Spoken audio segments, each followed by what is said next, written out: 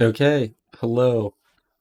I recently killed Mythic Tindral, got rank 1 for Frost, so time to just make a guide about it, especially because I don't think you should do what I did on this fight. Obviously, we just had buffs before this reset, so a lot of these people haven't re-cleared it. The buffs are going to make up the difference in general, probably from the damage, but I think that we're still going to see some people come in and slam um, in the next week or so over me. So, yeah, either way, I've got a lot of stuff to just help you learn how to play Frost on this boss. As you can see, this is looking at all mages. Frost is looking amazing on Tindral, right? If you want to prog as a spec on this boss, Frost is generally going to be considered the best spec to do it on for a couple of reasons. Um, the first thing that I want to introduce you to before we start talking about this is Lorgs. If none of you have used this before, this is just a website that lets you see the cooldown timings of the top ranks of any spec in the game for any mythic or heroic boss. Okay, so I look at heroic. This is when people are using their CDs as Frost. On Naru, if I look at mythic, Naru again, you can look at Tindral, right? So if I look at Tindral, entire fight, I can just see when people are using their CDs. You can filter by it, right? And then if you hover over it, it tells you their name. If you click on it, it'll send you through a log. That's not important. What this does help us do is helps you get an understanding when you're going into a fight of what the best players are going to be doing at any point in time. So for instance, we can see that, everyone is holding their Icy Veins for the first root set on Tindral.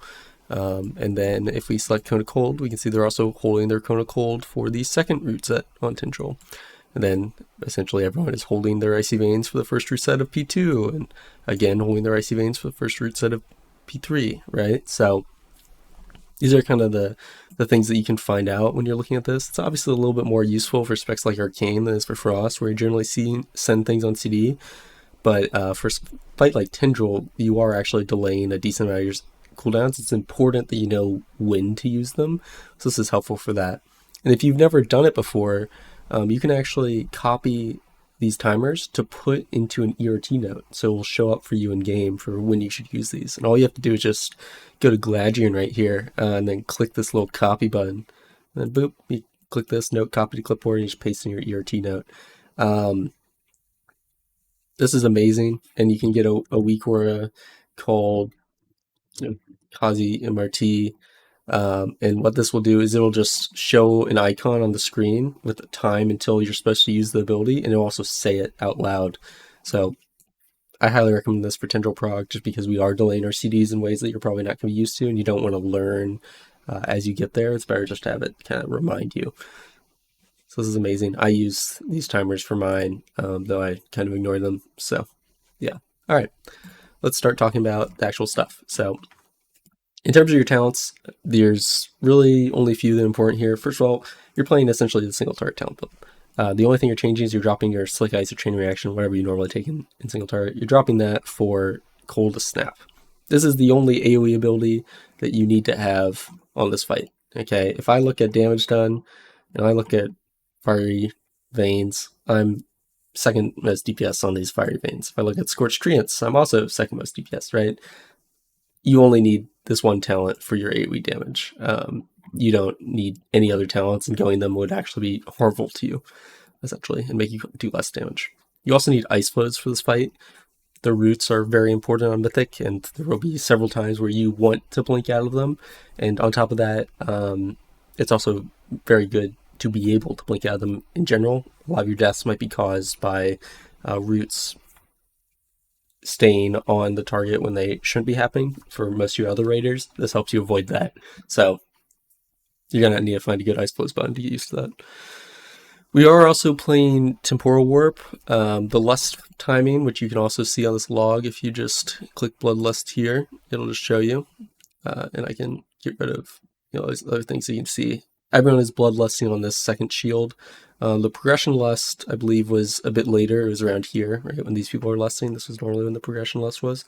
But yeah, this means that it's generally worth it to use Temporal Warp, because you're still going to get 3 lusts in the encounter, unless you're me. So yeah. Otherwise, like on Farok, people generally are starting to play Time Anomaly, which you'll see me do as well. So that's why you're playing Temporal Warp. Time Anomaly is definitely an option that was considered here. Nothing else to talk about on the talent piece. Here's my gear. It's not ideal, right? I mean, a 484. This was literally from like 2 days ago, so that's not great. I am using Sophic Devotion, my weapon. Most people find that Wafting Devotion sims a bit higher for them in single target. That is true for me as well. It's about 0.4% for me as Frost. I chose to go back to Sophic Devotion for this fight, specifically for the capability for it to overlap on root damage, which we can look at later on, but it did overlap enough times for it to be worth it for me to have run Sophic Devotion on this fight rather than with Wafting Devotion. Aside from that, I got a 483 weapon, 483 chest, which these two really hurt me, and then, I just have a heroic Balefire and heroic Bellerolos, so nothing really crazy here. All right. Now we've looked at gear and everything, let's just go ahead and look at the video, and I'm going to try and explain the fight as we go along, because I really do want this to be more of a guide on how you should play this as a mage, rather than, here's what I did to do better than everyone else, because that's really not something that happened on this fight. The first thing is, if you have Bellerolos, you want to use Bellerolos on pull. The reason you want to use it on pull is because the second shield, if you're looking at it, occurs almost exactly 2 minutes in, but when you're coming out of the intermission, you actually have a damage buff from collecting the green orbs, and that damage buff will amp the damage of your Bellerolos. So you want to use your Bellerolos on the shields generally, because he just does more boss damage, and Bellerolos does a bunch of damage. So that's why you want to use it on pull. If you wanted to Comet Storm before the first root set, you would have to do it essentially on pull, right? Because this first root set's at 27 seconds. Since the boss is just going to be running all the way towards you, that's not possible. So we actually skip this first Comet Storm entirely. So you're going to see I'm going to do my precast of Frostbolt Flurry. Since I'm skipping the Comet Storm and I'm not doing Icy Veins till my first root set, that means what I want to do is I want to get to one Winter's Chill and then Ray of Frost. However, I also want a Bellerolos on pull. So since this guy's running towards me, I'm a Frostbolt Flurry, Bellerolos. I'm Ice Flows during it, just so I don't have to press it later. This doesn't do anything to Bellerolos. I'm just doing it so I don't have to press it in 2 seconds. Then I Ice Lance and I Ray of Frost on my one Winter's Chill stack, the Winter's Chill stack, and I'm running out here. You don't actually need to be on the stack for this. This gets baited to like the largest clump of players generally. Something like that. So you want to pre-position, because you're going to be one of the people that's getting one of the later dispels, right? So I'm not getting dispel, or I'm going to get like probably the 4th dispel or something. You just dodge these things, doesn't really matter. I don't have mirror image up in that pull, actually. And you can see here, this is the timer week where I showed you earlier. It's telling me I need Icy Veins in 2 seconds, right? Which I am going to do now. I'm at Comet Storm. The roots just came out. Comet Stormed. I Balefired. If you're not in the debuff, and you can see here I have to blink out of the root. If you're not in the debuff, what you generally do is you Comet Storm and then you Shifting Power during those roots, and that does a lot of damage. Here, that Shifting Power after the Comet Storm, and this is why we delayed everything, right? I needed the Shifting Power after my previous Comet Storm. I couldn't do it beforehand, because if I didn't Shifting Power after my Comet Storm, it wouldn't be up for this time. So now I'm going to do my Cone of Gold combo, right? Where I Comet Storm, Cone of Gold. I'm also going to Ice Cold here. If any of these Fire Beams touch you without you Ice Colding, you will die. And also it's going to overlap with this Falling Star that's going to happen. So you're going to have a great big DR here.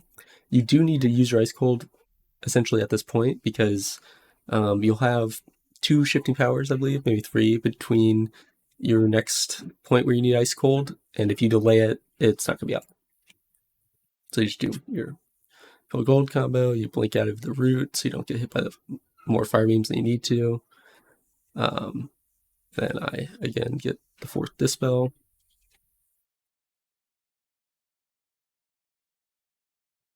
Then here you're just trying to get your Ray of Frost off as soon as possible.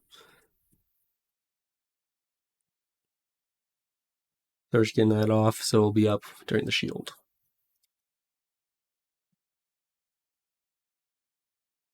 And then here, it doesn't really matter except you just want to dodge these fire beams. I tend to blink more towards the center, just so you're closer to the feathers. People will tell you not to use one of these, like, vigor recharge things and save all of them for the secondary mission. It didn't really matter. I tend to use one just to make it a little fast because here, generally speaking, you need to shifting power before you land. That's where your ice cold CDR normally, unless you're like me. So this is gonna be like the first major deviance that I'm gonna make from the normal CD pattern of this boss. So obviously, you know, I'm the guy in first here. And you can see that I am using Icy Veins here, and essentially everyone else is using Icy Veins here. Okay. There is not really a good reason to Icy Veins where Icy Veins. The reason you Icy Veins here is because roots are what wipe you in on this boss. Not really roots, I mean roots and seeds. But a lot of times, once you reach P2, it's really roots then seeds. Like it's always followed by seeds. So you need to be, or you want to be out of roots as soon as possible, so you can like spread quickly and have it be seamless. So root damage matters more than boss damage, because boss damage, the boss is gonna die, right? He's gonna die regardless. It doesn't really matter at the moment. Shield damage also doesn't really matter. The shields are kind of inconsequential. So there wasn't a reason to Icy Veins here. I'll tell you why I did it later, but when you Icy Veins at this point here on this first root set, if you copy Glad Dreams Timers like I asked, you will actually have your Icy Veins overlap the first root set, and it'll actually cover your Comet Storm on the second root set as well. So yeah, this is its... I don't even know what the second blue line is, because that's not its uptime. It does not cover 3 root sets. But yeah, it will cover 2 root sets, which is amazing value for having that 15% damage amp. During both roots, it'll make you do a lot more root damage. And then that causes you to also, again, in P3, repeat the same thing, where you don't use your Icy Veins on the shield, you instead use it on the first root set. These root sets are actually further apart than in P2, so if you Icy Veins the first one, it's not going to be up for the second one. So you can see people are actually kind of like delaying theirs a little bit. Like this guy's was 3 seconds after the root set, so he could, maybe try and have it line up. And in this case, it actually probably would have lined up for a couple seconds or two. But this also means it missed his Cone of Cold, unless he did a late Cone of Cold, which he did. So, yeah. And then the big reason for this Icy Veins in P3 is because you actually want your Icy Veins to line up here on this last root set, this 634, 640 root set. This is really impactful because it should be the last root set you deal with in the fight. You beat this root set, you do the seeds, and you kill a boss. Essentially, that's how this boss works. So you want to make sure these seeds are getting fucked, that they are just dead, right? And you see my Icy Veins didn't really line up well with that. It actually, it was up during this root set, but I wasn't using it near the start of it. So if it extended further, it wouldn't work well. But yeah, what I did was certainly more single target damage, and you'll see that even if we aren't sorting by overall damage. If we switch to damage to bosses, I'm second in damage to bosses to an arcane mage, right? Whereas all the other mages, they start going way down here because of how they use their Icy Veins. However, again, boss damage, really not relevant on this fight. What's going to stop you is the root damage. So what you do want to do, so I'm shifting power in again, remember, because my Ice Cold CDR, I need it up for the third root set of P2. And here I'm going to flurry. I didn't do a precast. That's mainly because I'm at 2 flurry charges. I'm at Icy Veins. If you're not Icy Veins in here, then I would not flurry without a precast. I would frostbolt into flurry. You generally want to save your mirror image for the actual phase. You do want to Comet Storm as soon as possible, and you do want to Bellarellos as soon as possible. Okay, since you're Bellarellosing, I recommend altering this. Your main 2 defensives you're going to use here is Alter and Barrier. If you need more early on, that's fine. You can spend more early on, especially when you're like progressing this part of the fight. But ultimately, you kind of want to end up with this just being altar and barrier. And it's not too difficult to live this with that if you have decent healers. Of course, you want to Ray of Frost this. We do not want to Frozen Orb this. The root set comes out pretty soon after this, so we're just going to save our Frozen Orb for that root set. You can see here, again, this thing's telling me when to use all my CDs.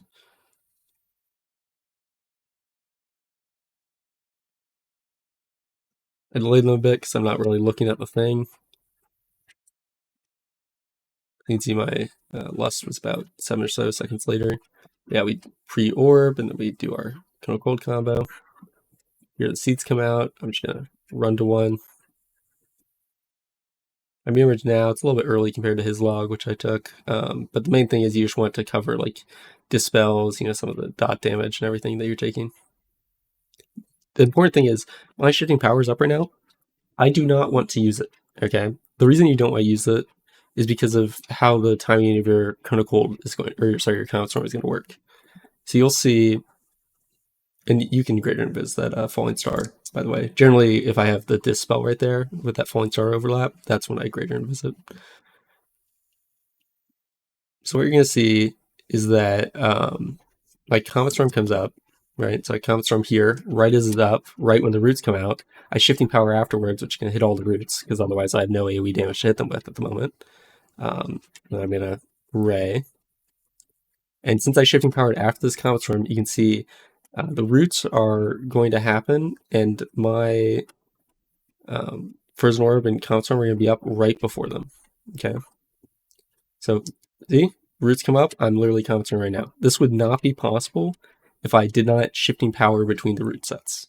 Okay, so you have to hold it to use essentially right at the start of that second root set. And they do your little Cone of Cold combo. Here, this is what you shifting powered for at the start of P2 for, okay? You fit that extra shifting power in that you didn't really need unless you were playing Icy Veins, just so you have Ice Cold up here naturally and not have to use Cold Snap, okay? So I'm at Ice Cold now.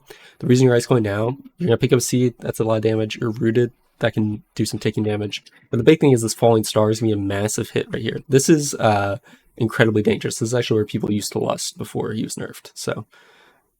You can see I was trying my hardest not to blink out of the root just because I didn't want to introduce some extra like taking damage, but everyone else is taking a lot more damage and I'm just like full HP. So this boss is at 43.7. That is very low. Normally you're gonna be pretty happy with him at like 45% or something. A bit lower than 45 is probably where you should expect to be after all the nerfs. And then you just take a path. I won't skip this in case anyone's curious, but I'm not like optimized by Dragon Rain or anything.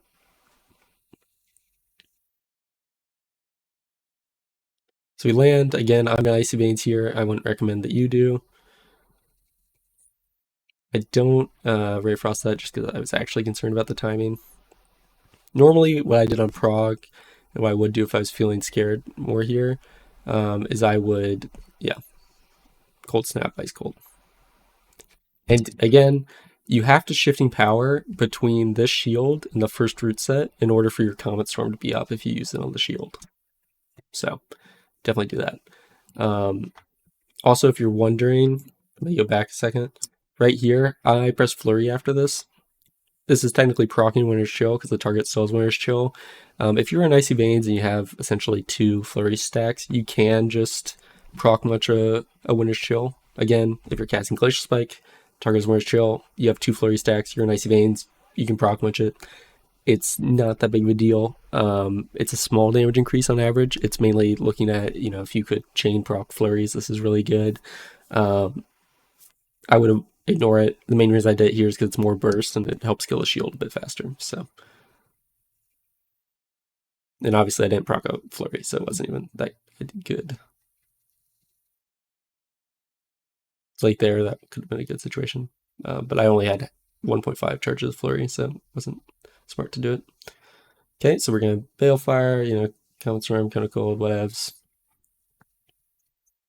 And you have Icy Veins there in a normal sense. Use my Eardol on CD. Right now, I am trying to get kind of the hard to reach ones, or the ones that people would kind of pass over, right? Because I'm pretty mobile. So I tried to go inside towards where the fire beams were, some of the ones that were covering.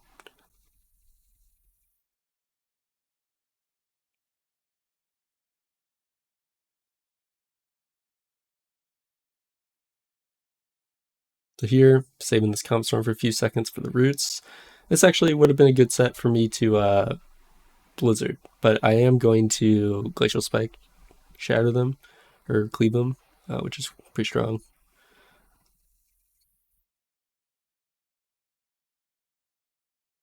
And I do also need to channel Shifting Power here to have everything up for this one. See, my Icy Veins is a little bit off using it here. I think I do still press it just because I thought I would get another use out of the encounter. That was like one of the benefits of doing the shield one, is if you have a bit of a longer phase, you can actually get another use of Icy Veins, I believe. We actually ended up killing this boss almost the fastest, or maybe the fastest it's been killed. So I did not get an extra use. Spoiler. So it's not ideal. Here at Bellarellis, which is good. I definitely could have Calm Stormed a little bit earlier and actually gotten some good value out of it. But yeah, we are fourth root, or fourth dispel, which means we have to be a little bit scared. So I use barrier and I use mass barrier. And I'm going to blink out of this. See, the boss is actually at 8% HP, which is pretty low. This was the 640 root set. Since I was rooted for so long, I actually didn't get to Cone of Cold it. So I think I end up deciding not to save any of my abilities. And I'm not Balefiring, as you can see, which is a big mistake. So, because it was, close for us getting this next root set. So, yeah, there you have it. I think that should leave you with a much, much better understanding of the fight and kind of why we're playing the fight like we do, defensively as well as, offensively. If you're wondering about like damage breakdown, it looks like this. So, and if we are looking at damage to Tindral, my boss damage is going to look like this. Soul Maelstrom doing a lot. It's not really critting that much, but yeah. And then our root damage and our Scorch Tree damage. If I could also show you the overlap of like my Sophic Devotion, I suppose.